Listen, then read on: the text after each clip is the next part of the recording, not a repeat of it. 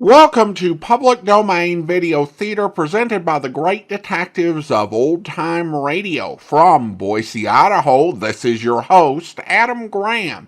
If you have a comment, email it to me, box13@greatdetectives.net. Now it's time for this month's episode of Dangerous Assignment. It's Season 1, Episode 17, original air date December 1951. And this one is The Missing Diplomat Story.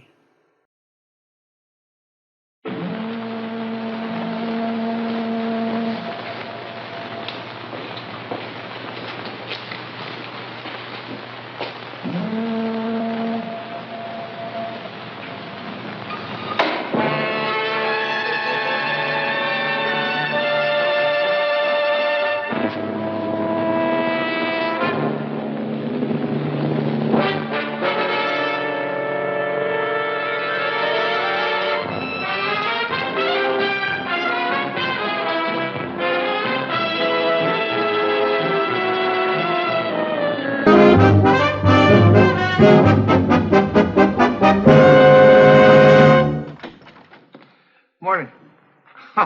Hello, George. Hello, Steve. You know, I've always thought it was impolite to leave without saying goodbye to your host. What? Well, isn't it?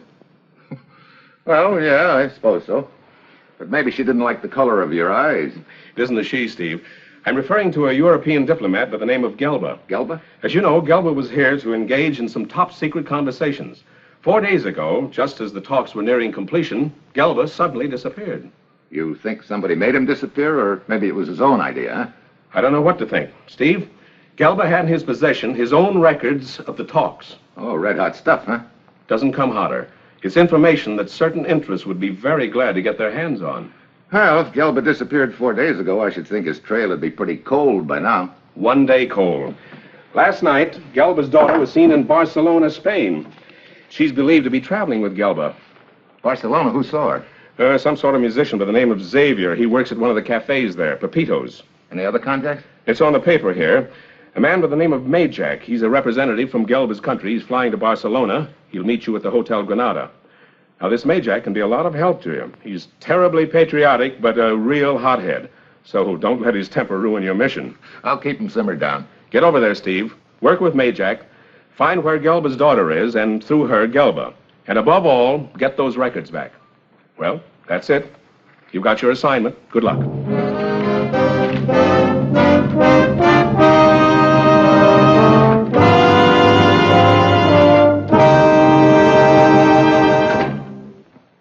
Sure, I've got my assignment. Fly to Spain and try to find a missing European diplomat named Gelba. One man in a city as large as Barcelona. A real needle in a haystack. Of course, there's a strong possibility that our boy Gelba doesn't want to be found, which gives me an uneasy feeling that the guy who may wind up getting the needle is myself. It's Tuesday when I arrive in Barcelona. I take a look at the size of the place and I realize all over again what a job I've got on my hands. There are a million places a guy could hide in a town this size. Through the legation, I learn where Majak lives, the Hotel Granada, and the number of his room.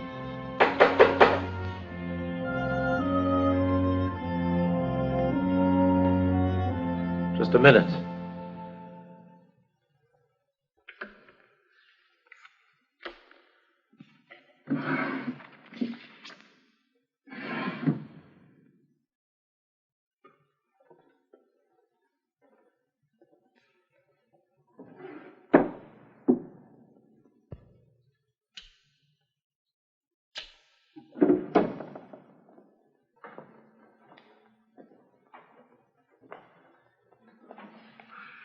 Who is it? Steve Mitchell from the United States.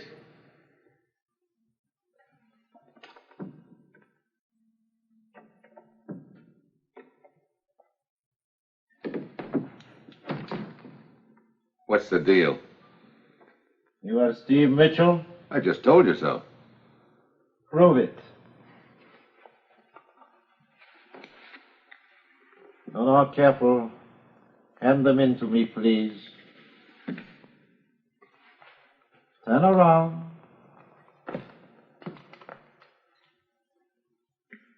Let me see your face again.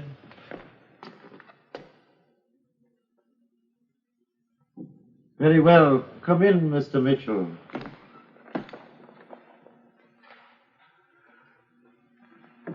Jack? Yes. Would you mind telling me what this routine is all about? Well, I am very sorry, Mr. Mitchell, but my present situation demands the utmost caution. What is your present situation? There have been 2 attempts on my life in the last 3 days. For all I knew, this might have been the third. Who's trying to kill you? In each case, I did not have a close look at the would-be killer, but I know there are interests that wish to prevent me from finding Gelba. I see. However, their efforts are doomed to failure, for I will find Gelba. Oh, you got some leads here in Barcelona? I have only just arrived. But I do know that Gelba has no friends nor connections here. Well, that's going to make it tougher. I have a lead. It's a musician. Works in a place called Pepito's. I stopped down in the lobby and got directions to get there. Oh, splendid. Oh, sit down, please, Mr. Mitchell. And I will be with you in just a moment. Thank you.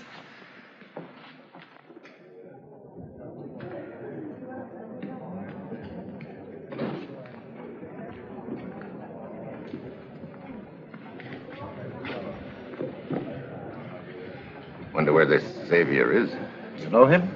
No, he's probably some kind of a gypsy fiddle player. He's the one who's supposed to have spotted Gelba's daughter here in Barcelona. I see. Coffee, please. Same. He'll probably show up. How long have you known Gelba? 20 years. Do you think his disappearance was on purpose, that he was about to... Sell our country out? Well, who can say? A year ago, I would not have believed it. And yet now, you are here to find the missing papers. I am here to find Gelba. If he is a traitor... Take it easy, Majak. Now, tell me about Gelba. We started in politics together years ago. We worked together for the benefit of our country. We were friends. I was best man at his wedding. And later, I was godfather to his daughter. And there was no question as to his loyalty? Absolutely not.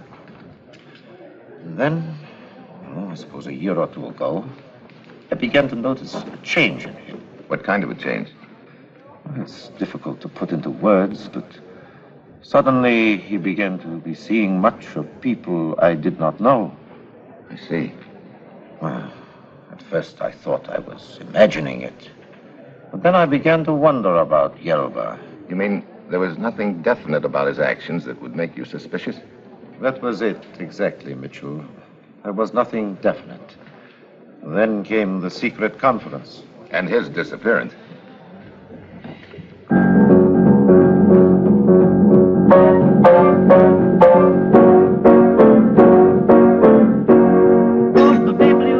All that noise from one man?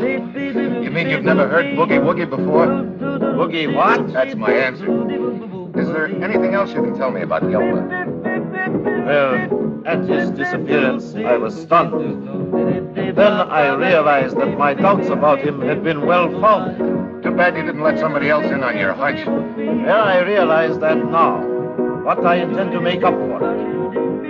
If Gelba is a traitor, my country shall have his life in forfeit. I shall see to it myself. Look, Jack, you a heckler or something? Put a little soft pedal on some of that yak-yak. The name is Majak. Sure, Jack. More. Majak. This could go on indefinitely. All he's trying to tell us is to shut up. Now, watch that boiling point. Have you got a musician around here named Xavier? You're looking at him, man. You're Xavier? Right, solid. Xavier Kraus. Xavier Kraus? Why did you ever pick up a combination like that? So here in Barcelona, they like the name Xavier. In Paris, I was known as Pierre Kraus. So what's with wanting to talk to little Xavier, huh? We understand that you spotted a girl here in Barcelona named Kitty Gelba. Kitty, yeah, but cool. But what? A doll, a dollsville, a dish. A dish? It's a square. That look means one thing, get playing or get lost. Dig you later, man. Come on. Xavier, where was it that you saw this Kitty Gelba? You know something I can't remember? Oh, now look. Well, that's how it goes. Everybody wants to talk to a musician. That's why I can't remember where it was with this Kitty. Right afterward, I spotted her picture in a paper from the States. That's how I know who she was. We are no further along now than we were before. She reminded me of Ella, Who's Ella? a canary. Canary. Tall redhead used to sing with the outfit in Paris. She doubled on bass, too. How can you compare Ketty to this Ella? Ketty is not tall and red-haired. She is short and brown-haired. No, we're wasting our time. Are you sure you did see Ketty Gelba? It wasn't so much she looked like Ella. I don't know, maybe it was the way we met. Yeah, I met Ella because my piano needed tuning. So the other day, my piano needs tuning again, you see? And I get wind of a piano tuner who lives in an old beat-up apartment house down on the corner of Pietro and Salinas. And I go... Hey, that's it. Just as I was going into the apartment house, she was coming out. Pietro and Salinas. Now we got something. I hit on something solid, huh? Yeah, you're in the groove, man. Real gone. So are we. Come on. Thanks, Jack.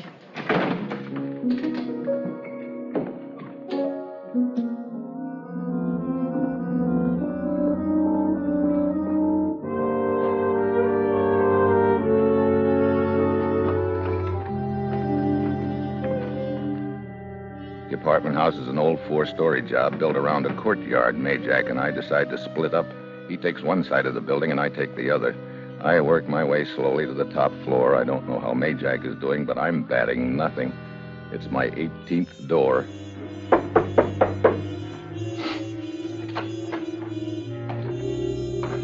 I'm looking for a girl that's supposed to live here. A girl? Yeah, she's short, brown-haired, and pretty. Her name is Ketty Gelba. There's no girl living here. Does the name ring a bell? No. Do you know any girl that looks like the one I described? That's it. I do know a pretty brunette, but she's my girlfriend. Her name is Rita. Maybe she changed her name. No, Rita has lived in Barcelona several years. I don't think she could be the girl you're looking for. Okay, thanks.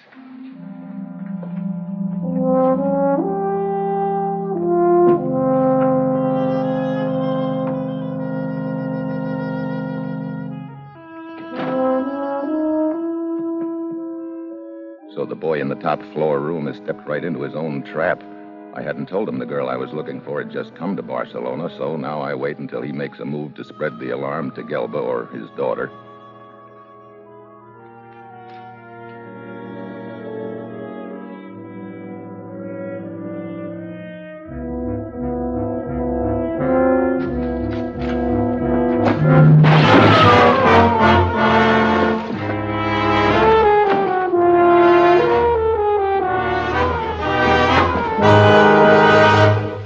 For a minute, I thought you were the guy that...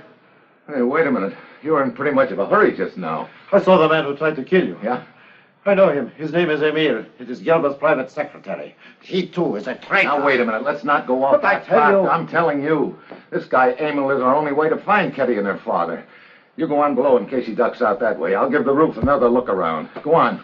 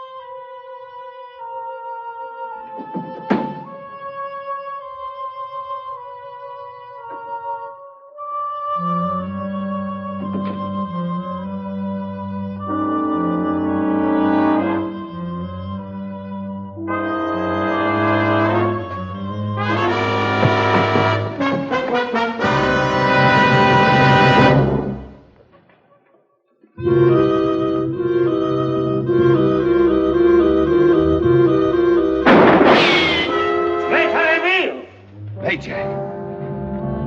I'm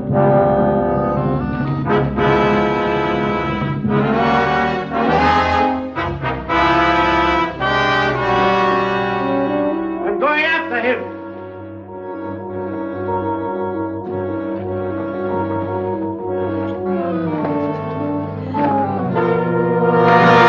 Well, my first nod from Lady Luck today. Hello, Kitty. Who are you? How did you know my name? A guess and a good one. You know, you've been a hard little lady to locate. Now we're going to have a talk. Who are you? My name's Steve Mitchell. Where's your father? As if I would tell you. Do what you will. You'll learn nothing from me. Will your father be back soon? He's not here. He will not be here. All right. We'll just wait and see. Well, you can't wait here. No? Please, leave me alone. I'm telling you the truth. Save it. All right. I am Kitty Gilbert. But my father is not in Barcelona. He left for Paris yesterday. You stayed behind to send postcards?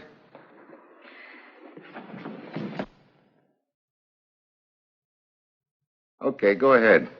Try it. But you won't like that human fly routine. That's better.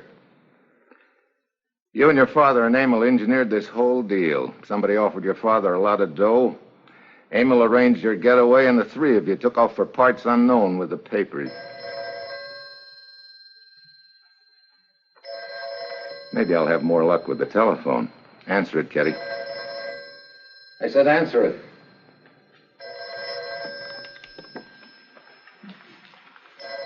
And don't try anything funny.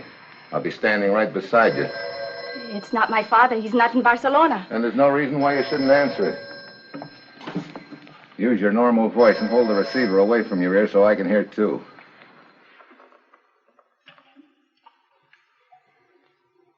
Hello? Kitty? Sorry, you have the wrong number. Mr. Gelber, don't hang up. Who is this? My name means nothing to you. The important thing is I'm with your daughter, and she doesn't get out of my sight until I talk to you. No, Father, don't do it. Kitty, no harm must come to you. All right. Tell me where to meet you or else. He's bluffing. Don't depend on it. I... Make up your mind. No. Very well. I will be at the San Marcos Bridge. Kitty knows the place. Well, at least Emil got away from you. Right now, your father's more important to me than Emil. Come on. Hello, George. I thought I'd better bring you up to date on this deal. I found Kitty Gelba. Good work. How'd you do it? That Xavier turned out to be an American boogie-woogie artist. After a long song and dance, he gave us the address of an apartment house where he said he'd seen Kitty. Is she with you now? No, she's in the temporary custody of my friends, the local police. After I finish this call, I'm going to meet her. We have a date with her father. What's that? Yeah, we're going to meet someplace called the San Marcos Bridge. Fine. But just one thing, or maybe you've already thought of it. I have. It could be a trap. Well, if it is, I won't check with you later. Come on.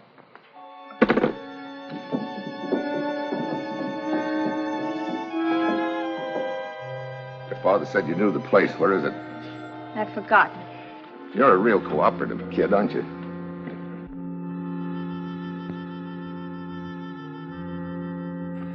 Well, we just keep walking until we find him. Kitty. Looks like he's saved us the trouble by finding us. No, Father, no! Run, Father, run! Who are you? He's one of them. What? Now, don't start that one of them routine again. Oh, Kitty, we are beaten. Oh, no. I'm so tired of running. All this I've done to protect you, and now they've captured you anyway. Protect her? What do you mean? You threatened to kill me. I threatened... Wait a minute. Mr. Gelber, you'd better take a look at these. A United States agent? What? That's the general idea. Now, what's all this business about protecting your daughter? Oh, what a relief. Well, now that my daughter is safe, I can tell you everything. As you know, I went to the United States relative to setting up air bases in my country. Yeah, then you took a powder. No. I was approached by interests who wished me to betray both our countries and to divulge secret information which had been discussed in the conference. Who approached you? I don't know. It was done by written message. They warned that if I didn't do as they said, my daughter would be killed. I see. Well, my first thought was for her safety, right or wrong. An escape to Barcelona was arranged for us. But you took your papers with you from the conference. I had no choice. I knew I was being watched. I had no opportunity to give them to anyone who could be trusted. To leave them in my room would have been insane. But you knew that what was in them was top secret. Oh, yes. That's why I kept the records in my own scramble hand. Scramble hand? That's my own form of secret writing. Well, I'll be. So you've been one jump ahead of them all the way, huh? Well, we're still not out of the woods. What do you mean? Whoever tried for those papers will make another try. They know you've got them. Oh, who could it be? Who arranged your trip to Barcelona? Emile? It was he who... Oh, no. It couldn't be Emile. Wait. By arranging the escape and coming along, he would have a better chance to get the papers. Where are the papers now?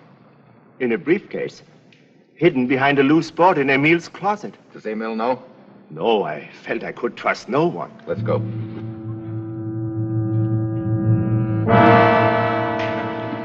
Emile. It was he who betrayed us. Guess again, Kitty. Mitchell is right, Gelber. Guess again. Majak! Yeah, Majak, my little playmate, who wanted to help me so much to find his old friend Gelba. Now I see why. I'm grateful to you for your help, Mitchell. You've been most cooperative. I thought you were associated with Majak until he caught me. He made me come with him until he followed you and Ketty here. So you were the one that dropped that tile on me.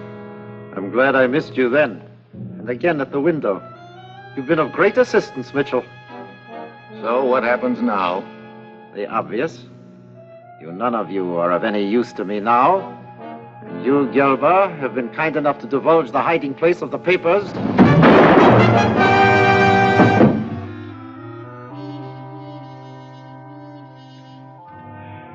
Your turn next, Mitchell. No, Majak. Me first. Oh, no, Father, no.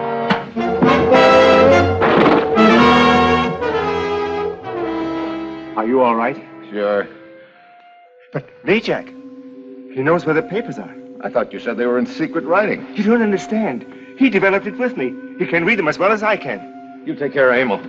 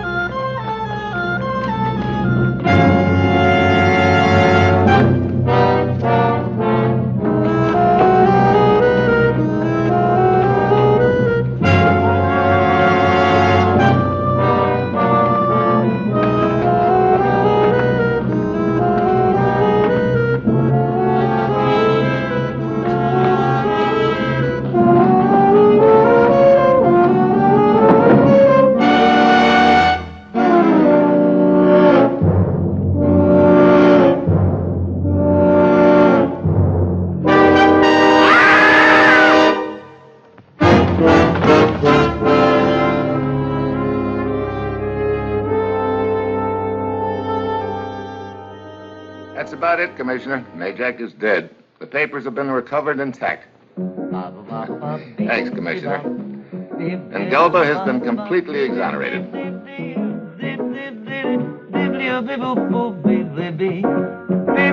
Hey, would you mind moving over, Jack? I think you have the wrong party. My name is Gelba. Yeah, sure, Jack.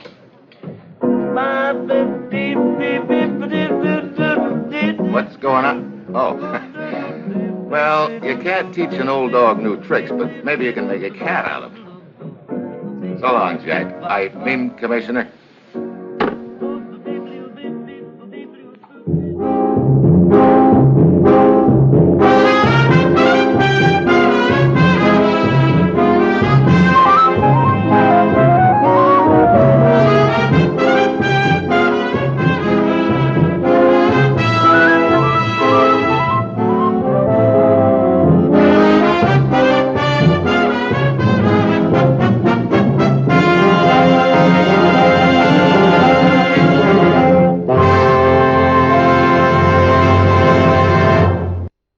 Welcome back. While I can't place it, this feels like a radio episode adapted to television, perhaps modified a lot as was the case with the salami story. Still, it's a really neat mystery with some good twist along the way, making it one of the better episodes we've seen. Of course, if it had been on radio, Sidney Miller, who played Xavier, would have fit perfectly. He was a regular over radio and had a perfect voice for a lot of character roles. He did a lot of work in animation into the 80s, most notably as the Dungeon Master in the 1980s Dungeons & Dragons animated series. The Jack Majak thing was really cute, though Steve had to break it up before it became an Abbott and Costello sketch. Majak's final ending illustrated, well, no matter how bad an idea you think it is to run from a federal agent across rooftops, it's an even worse one, as federal agents, particularly of a comparable age, are likely in much better shape, as Steve was able to overtake Majak easily. Steve didn't like seeing Majak going that way, but because of Majak's leap, it left our hero with nothing to do but watch as the villain met a sticky end. Well, that will do it for today. Thank you for watching. You can follow us on social media or contact me by email at box13@greatdetectives.net. And be sure to check out our website at greatdetectives.net. If you want even more video theater, be sure to subscribe to us either on YouTube or in the Apple Podcast Store. And if you're watching on YouTube, be sure to like this video. Finally, thank you to all of our Patreon supporters for their support. From Boise, Idaho, this is your host, Adam Graham, signing off.